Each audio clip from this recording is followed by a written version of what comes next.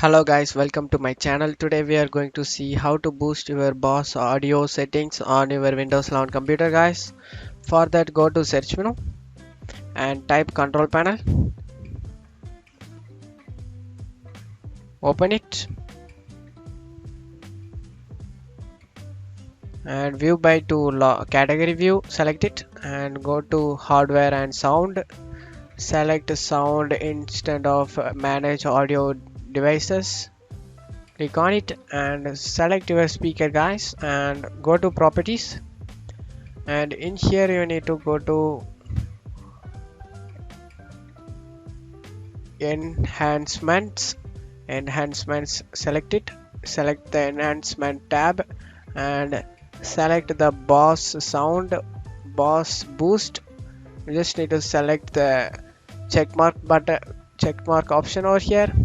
Just need to check over here and click apply and OK.